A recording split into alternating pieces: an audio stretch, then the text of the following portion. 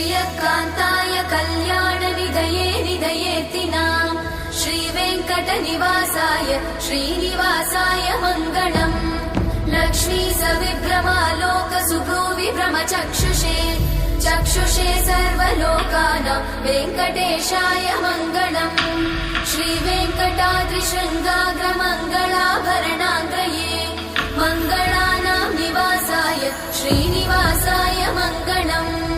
सर्वावयव सौन्दर्य सम्पदा सर्वचेतसां सदा सम्मोहनायास्तु वेङ्कटेशाय मङ्गलम् नित्याय निरवध्याय सत्यानन्दचिदात्मने